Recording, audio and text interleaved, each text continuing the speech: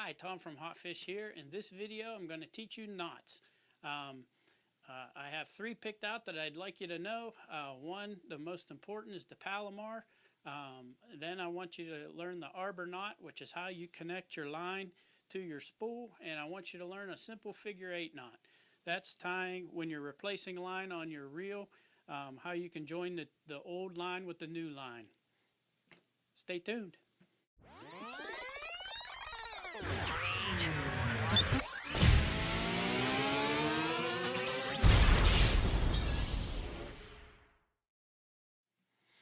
Okay, talking about knots. The first knot I want you to learn is called an arbor knot. And as you can see here, I have my spinning outfit, and I need to put some line on it. It doesn't have any line on it now, so I'm going to use an arbor knot to attach and fill up the spool with line so that I can go fishing. So I'm going to zoom in here, and so you can see very closely how I tie that. It's very simple. Okay, for the arbor knot, I'm going to tie it with this yellow cord. That way you can see it a little bit better. So the first thing I want you to do is tie an overhand knot near the end of the line here. So what I'm going to do is just kind of do a simple loop, push that through, and tighten that down, just like an overhand knot, like you're tying your shoes.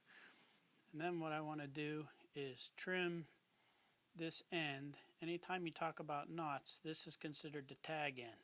I want to cut this off close to that knot, but not right against it. So I'm going to trim it like that.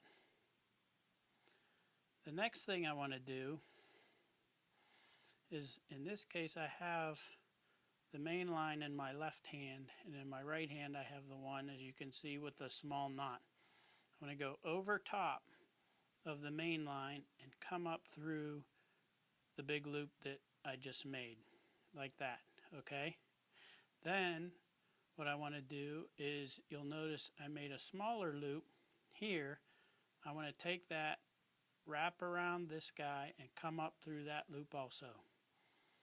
And if you look, what I have is basically a pretzel shape that I made an overhand knot with this main line going through the middle of it. And if I snug that down, I'm not pulling it real tight, I'm just making the knot smaller. And if you did it right, this will slide, that knot will slide along that main line, which is what you want. Then this big loop that we created is what goes around the spool of your reel. So with the bail open, that goes around there, and I just pull my main line snug until that works its way down inside the spool. Now you'll notice I have this end sticking out, which we're going to try this with this cord. I'm not sure how good it'll slide. With your regular fishing line, it'll slide a little bit easier, but I'm going to give it a try. If you work it back and forth, putting a little pressure on it, it'll work that end knot down to the knot that's on the spool, and that's what you want. Work that guy all the way down until they're both sitting next to one another. Give it a little bit of a tug, don't pull hard enough to break the line, and that's what you have. That's your arbor knot, and that's what you use to tie your monofilament or any line to your spool. Now I've caught myself up to doing it with the monofilament. It's very hard to see on camera, so that's why I did it with the bigger cord. So at this point I have my spool of line, and it's attached to the spool with my arbor knot. And what I want to do is close my bail. This is why I think I mentioned earlier, when you put that on your spool, make sure that you have that open. That way when you close your bail, it grabs your line and it's ready to have the line go onto the spool. Now I've heard different things, different methods on what to do with this spool of line. Some people say put it label side down, some people say put it label side up. When it's coming off the spool, it'll go on your line correctly. I've always had a problem with that, and I don't believe that the different manufacturers are consistent with how they put the line on the spool. So what I do is I take a pencil and I poke it through the center of the spool like this, and I either have one of my daughters or I'll have it on a nail or something you can stick in a piece of wood. And I usually have the spool facing straight to the reel, and I pull the line straight off and let the reel do what it needs to do to put the line onto the spool. So I'm not going to show you me doing that or speed it up. I'll just catch up with putting the line on there. Okay, I'm almost done with putting the line on, but I wanted you to see what I was doing while I was putting it on. You'll notice that I hold the rod up high and I'm pinching the line between my fingers just to put a little bit of tension on it. And I do that as I reel the line onto the spool. Now, a question may be, well, how much line do I put on the spool? Don't overfill it. You can go a little bit more than what I have here, but you want to still see a little bit of a lip here from the front part of your spool. If you put too much on, it'll just want to come off the spool a little too much, so just take a little bit off and cut it. But you don't want to go all the way out to the edge, but you want to put as enough on as you can that you can still have a little bit of a ledge. So with what I'm seeing here, I'm just going to put just a little bit more line on it, and then we'll call that done. Okay, the next step is I need to put my hook onto the end of the line. And I'm going to go back and I'm going to use this S hook that I have bent because it's larger, and go back to this yellow cord. I think you'll be able to see the knot a little bit better.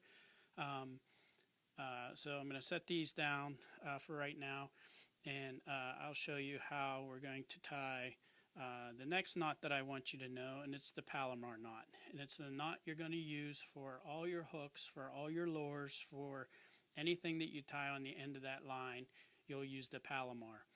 And the Palomar is a really great knot. It's simple to tie, and it has it's rated at over 100% of the line strength.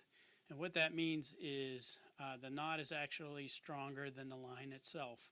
If you have a break off, if you tie the Palomar right and you have a break off, typically it'll be the line that broke before the knot. And that's what you want. You don't want your weak point to be your knot. And Berkeley has done great tests. You can look that up on YouTube also. It's Berkeley Knot Wars, and they go through different knots going head to head on their machine that they have, where they test the strengths of them. But for right now, I want you to learn the Palomar. It's the one I use probably 90% of the time, and it hasn't let me down, and it's very easy to learn. So I'm going to show you that now.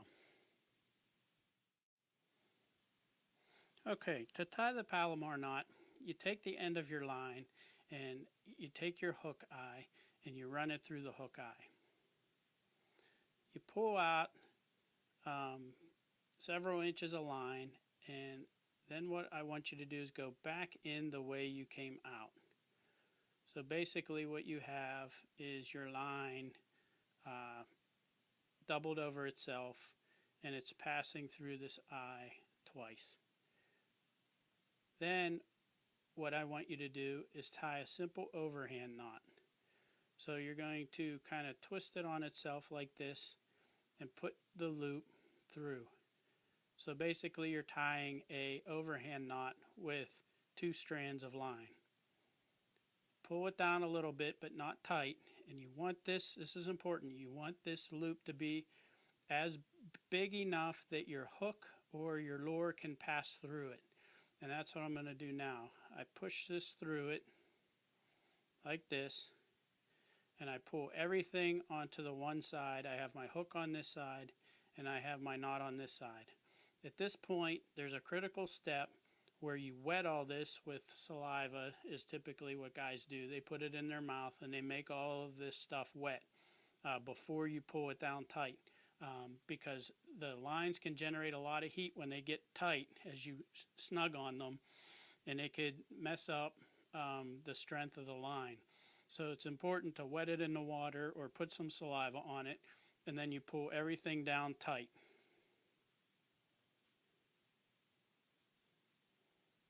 Just like that.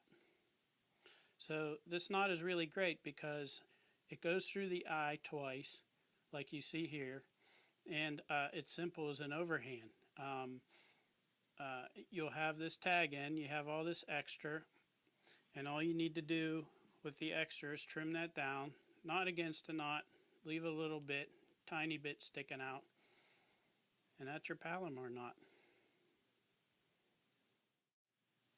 Okay, the last knot that I want to show you is a little figure 8 knot, and what we use that for is periodically you should change the line on your spool, and by that I mean not the whole spool. Most of the reels have enough line on there that you'll never cast all the line off. So to save on some cost and to keep your line fresh, you can change it more often by not changing all the line, only some of it. So if you wonder, well, how much should I take off? That's pretty easy. Go to a field or go into your yard or even at the lake and make the longest cast you can make. And you'll see how much line is still left on the spool. So go in your yard, make the longest cast you can, and then pull out a little extra line and cut it there at the spool. That's about how much you should take off. But now you need to join the line that's already on your spool with the new line that you just bought. So that's where the figure 8 knot comes in, and we'll look at it in a little closer detail. For the figure 8 knot, you have the new line that you're putting on your rod, and you have the line that's already existing on your spool. You put the two together like this, match them up, and you pull them down, and then what you want to do is just make a loop with both as if you're tying one line together, but keep them together. So what I'm doing is I'm going to put what I'm doing is taking my right hand and putting it over my left to make my loop. Okay, keep everything together as if it's one line, even though there's two. Keep them paired together. Then I take my finger from the bottom, because I made my loop go this way, I want to put my finger in the bottom and I want to continue it one more time. Once I loop that over, I kind of pull that down and pinch it all together. Then I take my two ends, stick them through the front of that loop, and tie it down. And if you might be able to tell this a little bit. I'm using two different lines here to show you, but it kind of looks like an 8. And then you snug that down.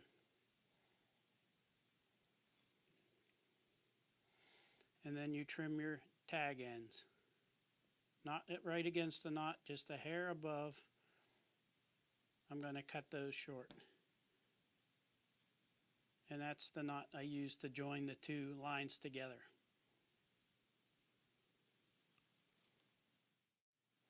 So to wrap up this knot video, those are the 3 that you need to know. The most critical is the Palomar knot. The Palomar knot is the knot you'll tie the most. You'll tie it on all your lures, on all your hooks. If you lose something or snap off or break your line, that's the one you'll use the most. So be sure to master that one. Next in line will be the figure 8 knot.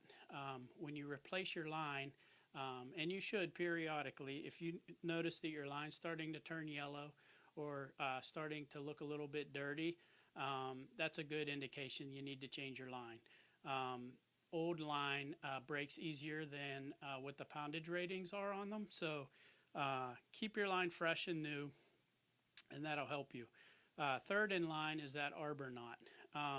The Arbor Knot you'll do once every, I don't even know if you'll replace it, but you need to know that to put your line for the first time onto your reel. When you're replacing your line, a question would be, well, how much line do I take off? You mentioned we need to replace our line. You do, but you don't need to take all the line off of the spool when you do that. If you notice when you cast your rods, you have a lot of line left on your spool, even if you made the longest cast you possibly could. So there's no reason to replace all of that. a good way to know how much line to take off is go in your yard or at the lake and make the longest possible cast you can make. Then take the end of that line and walk out a few more yards, and that's the most line that you'll ever have out at one time. That's the line that needs replaced. So once you make your long cast, you've pulled out several more yards, go back to your spool and cut the line there. Then join the new line with the line that's already on your spool and use that figure 8 knot. That'll save you some cost and some money because the spools on the rods hold hundreds of yards of line, and you'll never make a cast that long, so use that little bit of a tip. So be sure to check out the other videos, watch the whole series, and hopefully they help you be a little bit more educated on how to get started in fishing. Thank you.